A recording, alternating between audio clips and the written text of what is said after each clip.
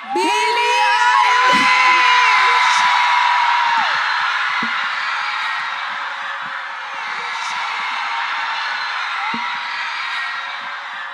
Hello!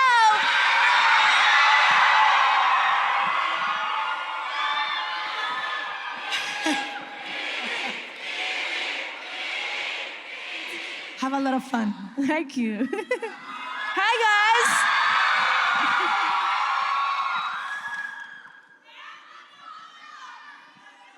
Yo, Billy.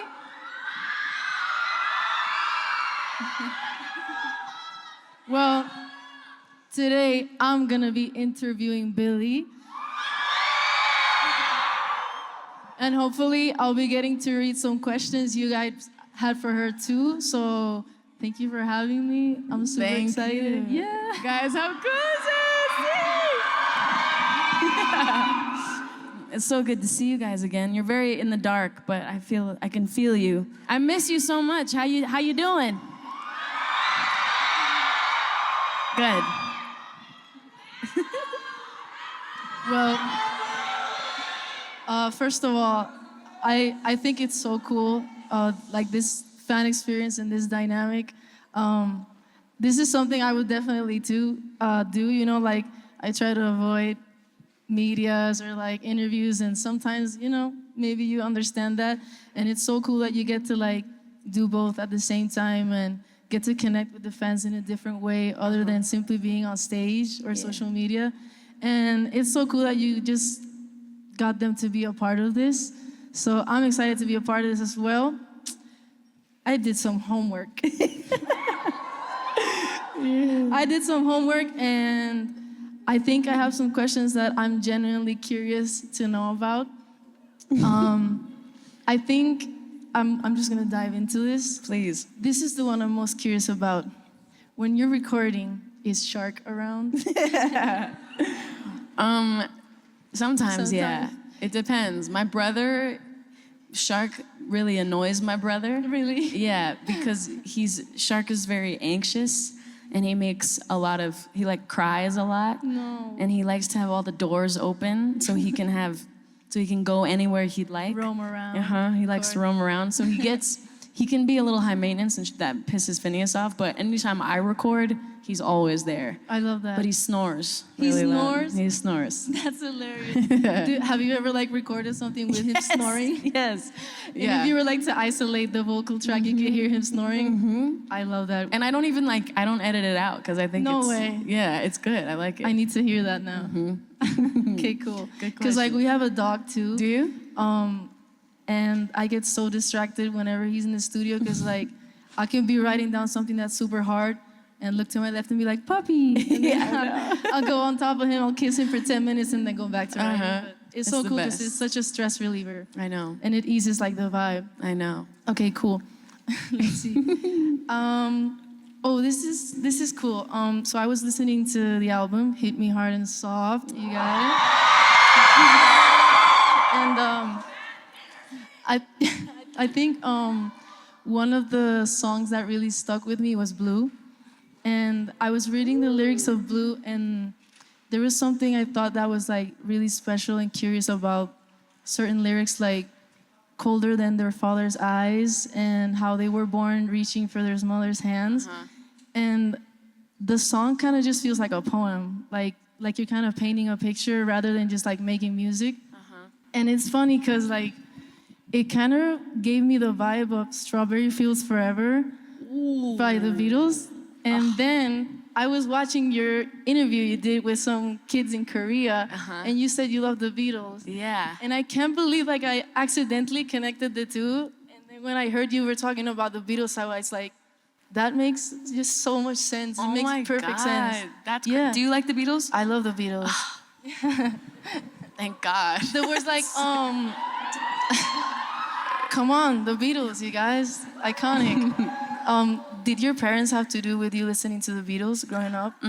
Yeah? Yeah, that was like, I mean, we listened to so much stuff, but the Beatles was just like on rotation, and all of the albums too. It wasn't just like, it wasn't like we were a fan of one album and that's all we played. It was like just Beatles all day long. And I remember being a kid and being like, not knowing they were like not of that exact period of time. And I remember being like, when can They we? were to you because you were Yeah. listening to them now. I was like, when can we go see the Beatles? And my mom was No like, way, they're that's not so even cool. a band anymore. But I love the Beatles so much. I love that you thought that. Yeah, That's so I cannot tight. make that up. I swear to God. Miko. Because like Strawberry Fields Forever is like, Ugh, so good. it's also like a poem. Like they're kind of painting a picture and you can just envision it.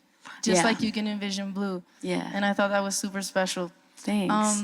When you put out Ocean Eyes, you were 13, 14 years old, right?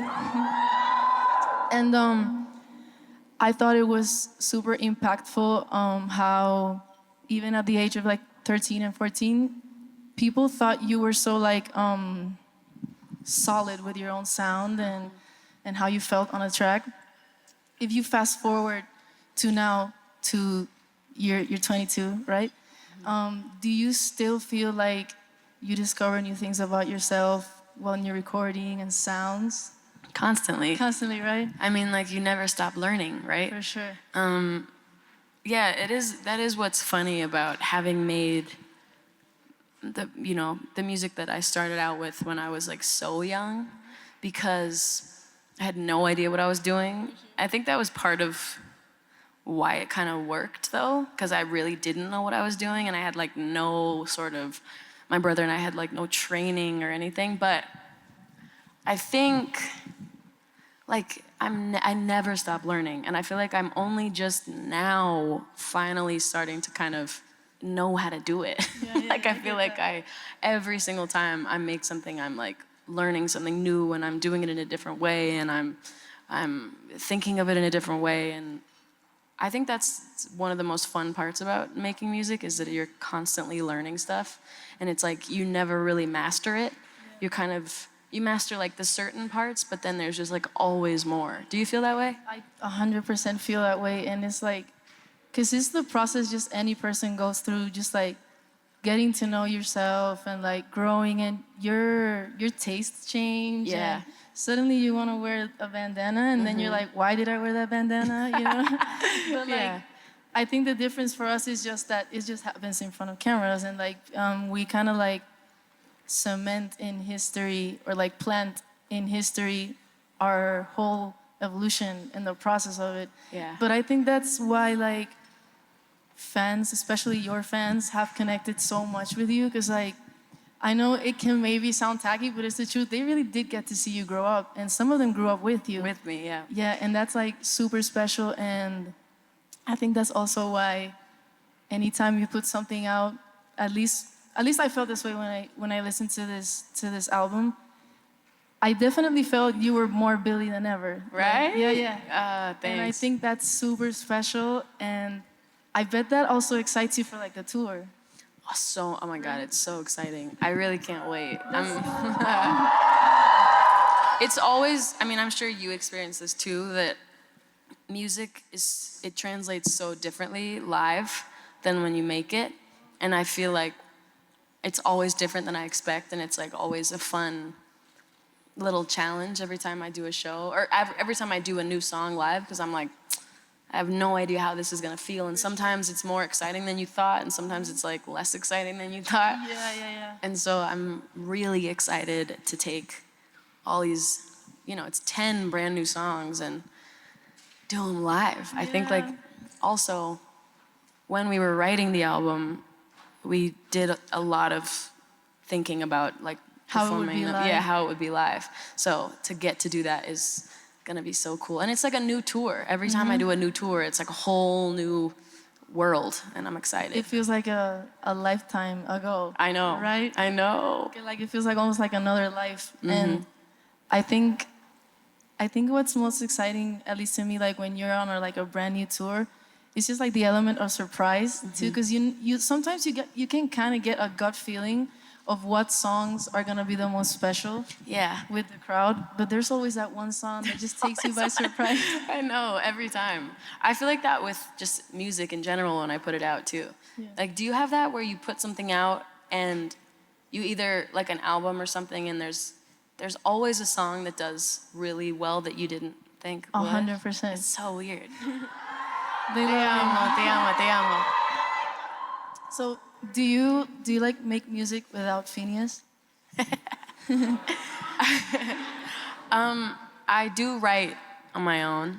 And I only recently have been like jamming with Okay. people for the first time, Really? kind of ever. How do you feel about that? It's amazing. Fire. Jamming is really fun. Yeah, yeah. Cause it's funny, like because everything kind of started when I was like 13. I didn't really get to have the kind of fun of like the beginning of music and being interested in music, because it just all happened, and then I was like touring, and suddenly it was like a job, and so I've been just like singing and writing with friends recently, which has been really fun. But Phineas honestly is the greatest collaborator in the world. Like he's all I could ever hope for, and I kind of, I'm down. I love making music, and I'm down to make, something good with whoever. But, there's something about working with Phineas that we just make music that doesn't seem to come out of anything else. It's really like my and Phineas's dynamic. Something is in there. It's like there's like some sort of spiritual, I don't know what, but it's really, really special. So I kind of can't imagine ever not working with him. Totally feel that. I think like whenever, at least me watching it from the outside, I can definitely like get a vibe that you and Phineas probably knew each other from another lifetime. Right. And then it's like, I believe in that, and I think maybe that's also why you guys kind of just connect so well. Yeah. And brothers and sisters, fight, make up, but that's why it's so raw. I know. And maybe that's like why it's so unique. I know. And I love that you can acknowledge the sound both of you guys make is super unique, because it really doesn't feel like anything else. Unless like that one example I give you, like the Beatles, but nothing compares to the Beatles, and then nothing compares to Billie. That's right. super cool, but then we feed off of the things we love and the creativity of whatever inspires us. And I think that's when the magic happens. Yeah, it is, Miko. Cool. Okay. Do you remember the moment or like where you were standing or what you were doing when you thought like, I think my life is about to change? Maybe. It was a long time ago. Do you have a moment? Yeah. Tell me.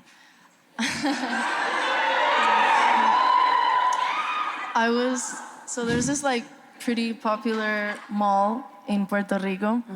I had recently put out a song and it was doing pretty well, but I don't go out a lot. And I think that happens to a lot of artists, where you don't really know what's going on in the streets until you step out, or somebody tells you. Yeah. I think I wanted to go to like Paxson or some store like that. And I was with Mari, she's my sister, she's my manager, and at the moment I walked into one of the stores, I felt like a lot of people were looking at me, and I thought I had something in my face. And I was looking at her, and I'm like, do I have something in my teeth? Or like, do I look funny?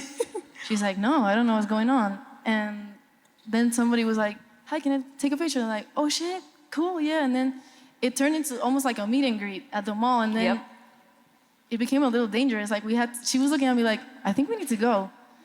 And I'm like, yeah, I think we need to go. And that was, I think, almost 2 years ago now.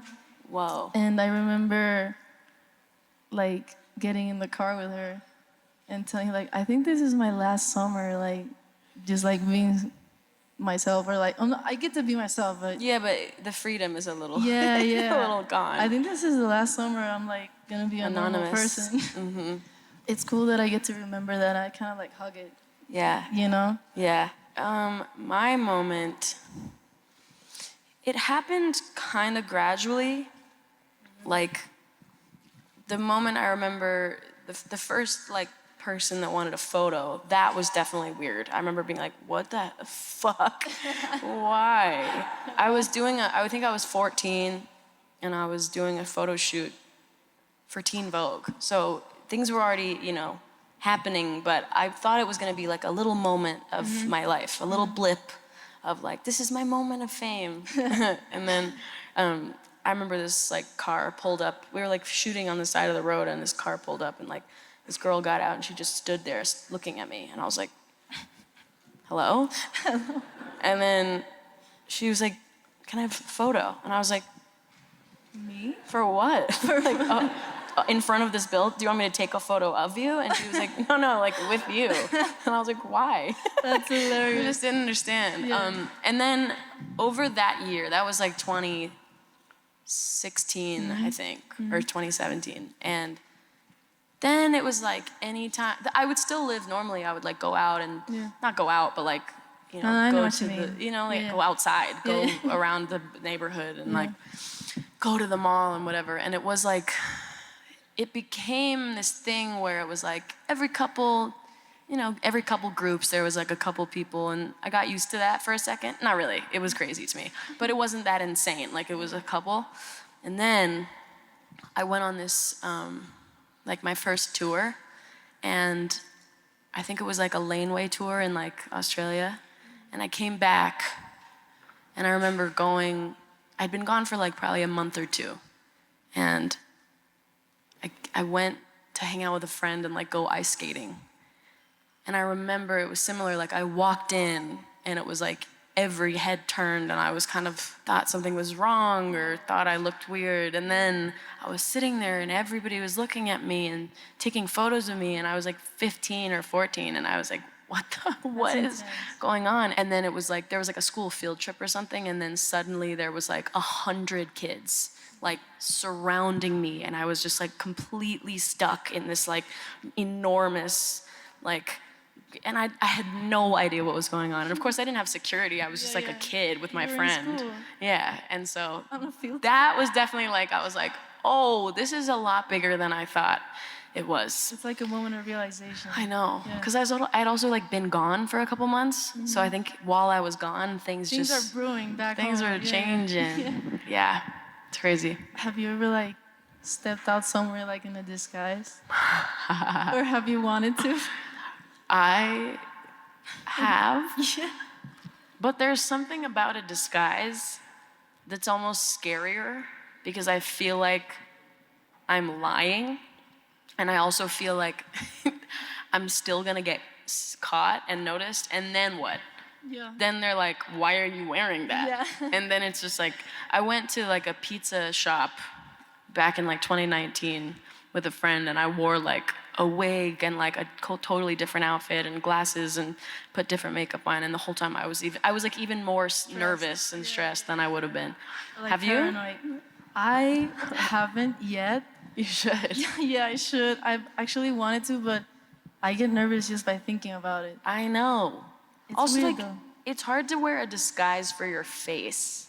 Like, we got our faces to we have to disguise our faces, which is harder. I feel like we probably have to do like eye contacts. Like, I know. You know what I mean? I know. And everything, because you guys will recognize anything. Like, yeah, literally. Like, I have to walk. I feel like they my recognize my like stance, like way you how I walk.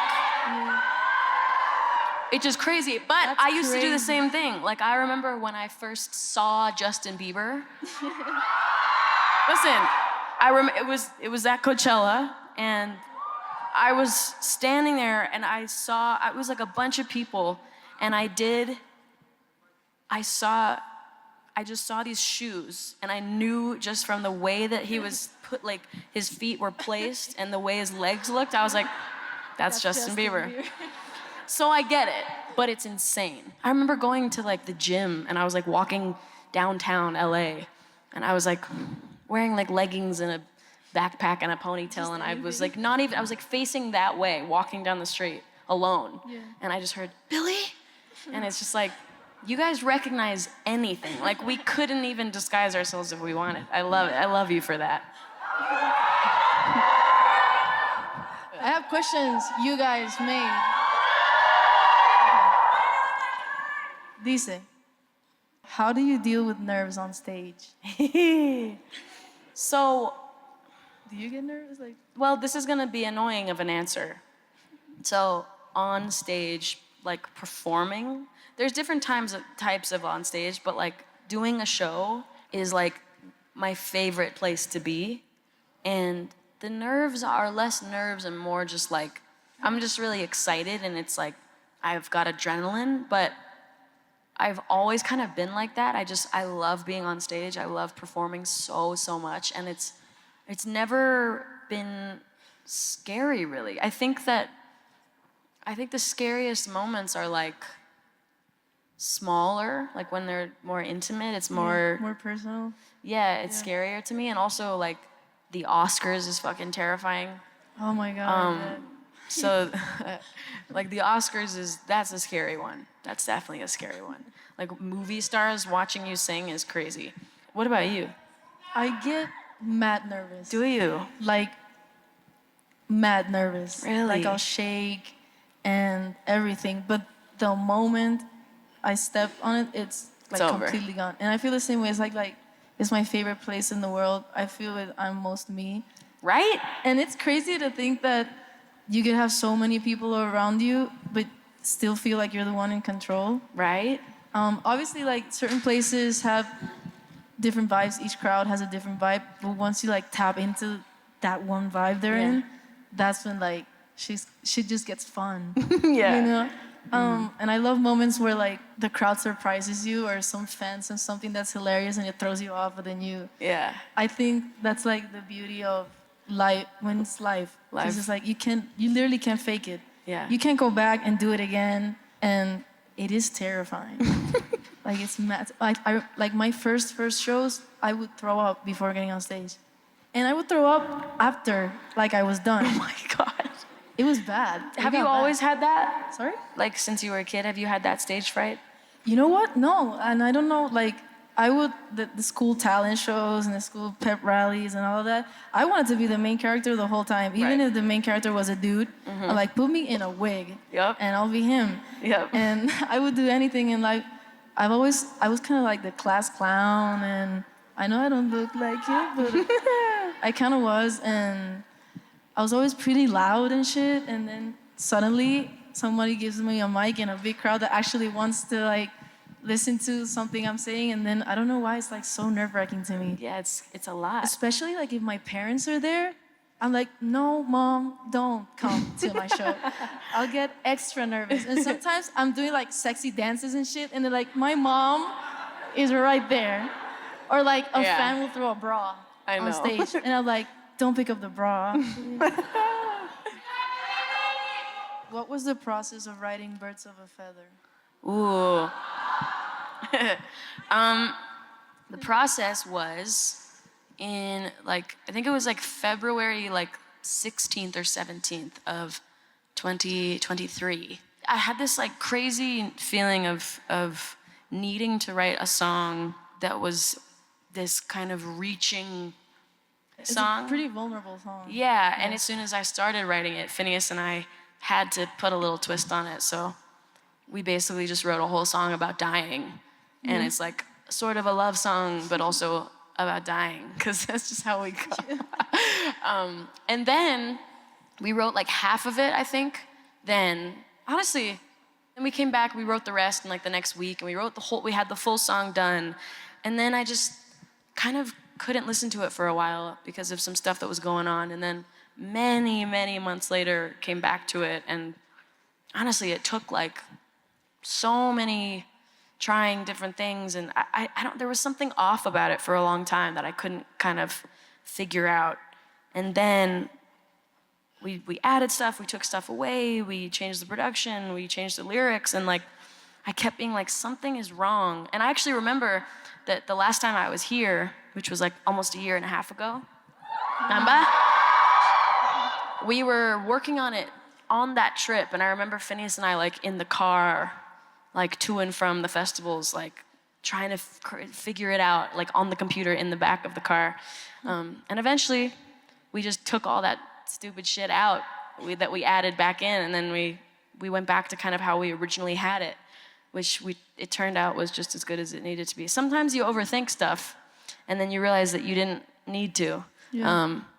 And then I fell in love with it again. So there you I go. love that. Sometimes you work on a song so much and you make 15 versions of the song. It can be like bittersweet, like frustrating, but at the same time pretty rewarding when you end up using the original one you had after you made like 15. It's so annoying. You were singing the song in your sleep. Yeah. You're like looking for inspiration out of thin air Yeah. to do something to the track. But sometimes one needs to go through the 15 versions to appreciate the one, you know? I know. Do you like if you were to go into the studio today and record a song and then you really like it, do you listen to it the whole week or you try to... I play it nonstop all day, every day. It's weird. Like honestly, I was thinking about this the other day because Phineas and I just made a little song and we were like, this was like 3 days ago we made something, and then the next day I was sitting on the bathroom floor organizing my bag and I played it probably like 30 times in a row. Yeah. And I was like, wow, I'm so glad no one else is here because they would think I'm going What is insane. wrong with her? Yeah. But that's just how it is. It's honestly, it's like my favorite part about making music is like the drive to and from the studio, For sure. listening to and it. like it's so magical to like really fall in love with something that you did, I know. and it's so rewarding like when you actually get to put it out. Yeah. When it's live, you get to see their body language. Even small details like, oh, she closed her eyes for this one song. That's super special. I know. Okay, so we got one more question to go. Yeah. Sorry, guys. Everybody, make some noise for young Miko for doing this. So cool. Thank you so much for having me. This was super fun. Pa' Billy también, que vino para acá.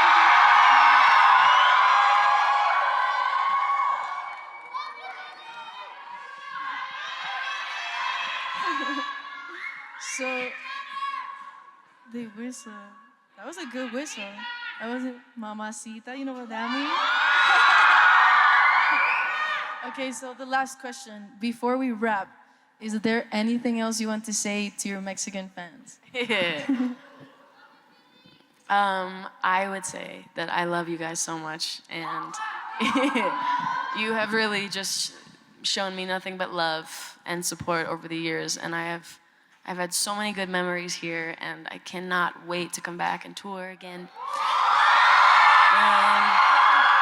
I have so many, I have so many memories here, and one of my favorite memories from tour was when you guys had that giant tornado last year. Not the tornado, that wasn't a good thing, but we couldn't do the show, and they were telling me I was not allowed to go on stage, and I was like, fuck you bitches, I'm going out on stage. And then, do you remember the lights were all out? I don't know if any of you were there, but the lights were out, and then Phineas and I just sang like a bunch of songs acoustically, and that was really special. That was Phineas and one of our favorite memories, so I will always hold that close to me. And I love you guys so much. Thank you for having us. I love you. Thank you, Miko. We love you.